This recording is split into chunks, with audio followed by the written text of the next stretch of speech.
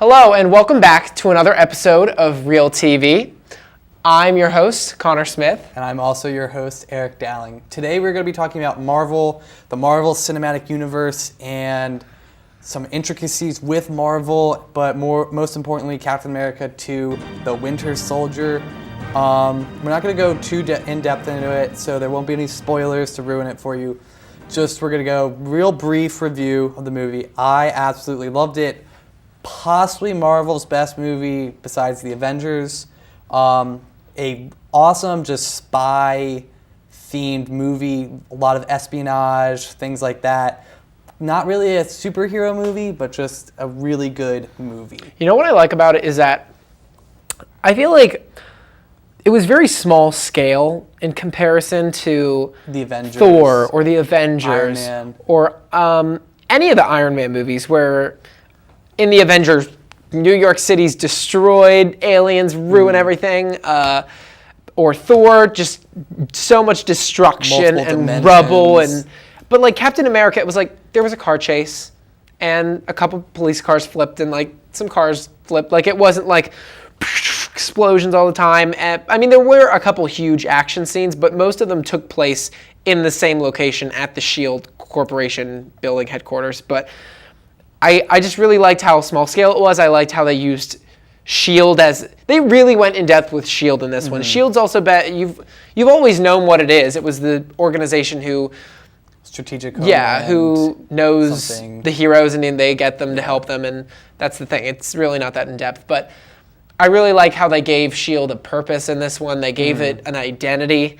They gave my favorite aspect of the film, which I was just telling you about, is that the film really, Nick Fury, who's played by Samuel L. Jackson, and Black Widow, who's played by Scarlett Johansson. You know what I mean. Yeah. Samuel L. Jackson, Nick Fury, Scarlett Johansson, Black Widow. Neither one of them really has the character or presence to have their own movie. At least I think a Nick Fury movie all alone would be a little boring. A Nick Fury movie, if we went into the backstory of how Nick Fury lost his eye, how he became this super, awesome spy. You kind of got a glimpse of it in Captain America, but not the full story. I want to know what happened to his eye, because even in the comic books, they never really tell you.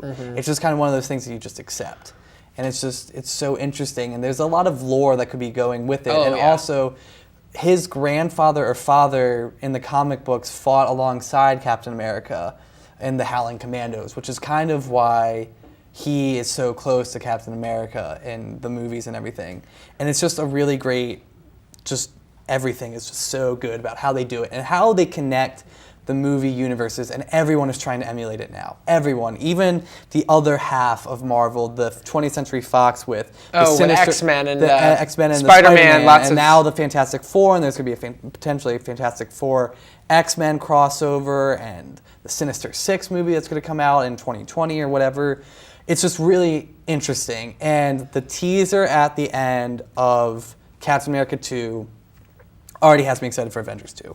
I don't know the comics very well, so all right, so I'll just explain it just in a very brief way.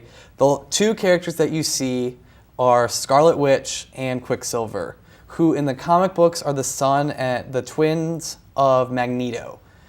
The only problem is there's some legality issues they can't use Magneto. They can't use Magneto or the term mutants. So they're gifted beings who are related, and they're going to have a huge plot role in Avengers 2 with Ultron and the Vision and everything like that. But what specifically, we don't know.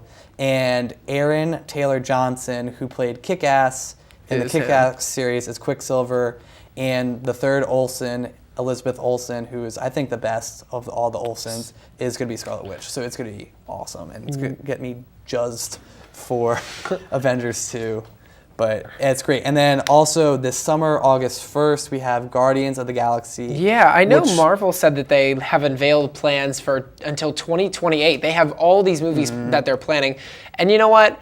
Good for them, because they're making good movies. I liked Iron Man 3. I liked Thor 2. And there's also going to be a TV show, Netflix exclusive TV show. I did know that, yeah. Which is going to, I think, potentially lead to movies in the future, because I know that they're using this as a basis. If these characters are popular enough, they'll get their own movie. So like a Black Panther, Luke Cage, and Iron Fist. And so many movies. Yeah, it's gonna be crazy. But Guardians of the Galaxy is going to help leapfrog the events from that into Avengers 3, which they're already preparing for.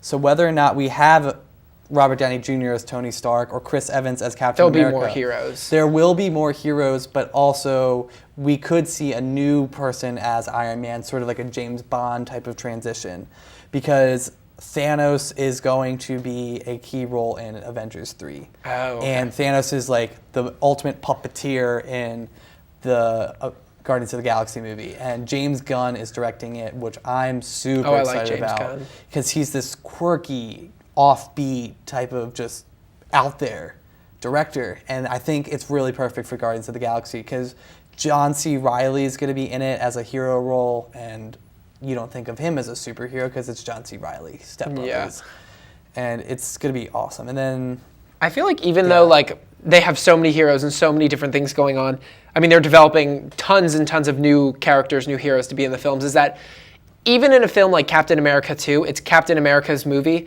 they make references to Tony Stark. They make references to Bruce Banner. And as we were talking about earlier, Black Widow's in it, Nick Fury's in it. So it's not like when like in an Iron Man movie, it's only Iron Man. They really make this franchise as dense but it weaves together really, really well. It's so nicely put together. Especially in Captain America 2, there's so many references to other heroes. Exactly. Because they made a Stephen Strange reference, and there's Kevin Feige, who is the overall director of Marvel.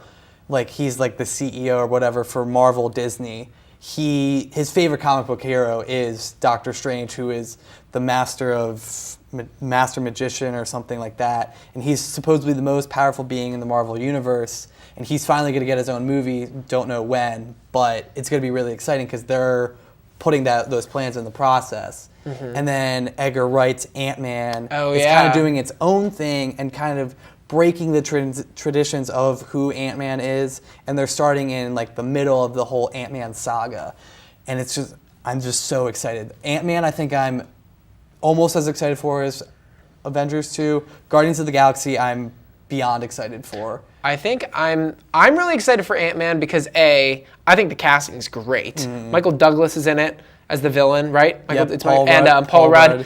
And I love Edgar Wright, love the Cornetto trilogy. And Stephen Price, who did the score for Gravity, is doing the score for Ant-Man. And that's awesome. And I've seen the test footage and photos, and the costume is perfect. Really? It's absolutely what you want. I have to see that because I feel like an Ant-Man costume would look a little silly. Like, does he have like little? Yeah, it looks just like the comic books, which makes me so excited. Okay. And one last thing, Falcon's awesome. The best sidekick. He needs his own movie. Yeah. I thought Falcon was great. Yeah. Okay, really quickly, that scene when his wing broke off, I just thought that whole last action scene in Captain America 2 was just mesmerizing. And Falcon is an awesome sidekick. Yep. So much better than than Don Cheadle in Iron Man. He's such a dull. Yeah, what's his name? Armor Man. What's his? War Machine. War Machine. Hashtag Falcon movie 2020. Hashtag Falcon movie, please. All right. Well, later, stay tuned because there's some news coming up and some trivia. But I'm Connor. I'm Eric. Thanks for watching. Have a marvelous day. Oh, clever.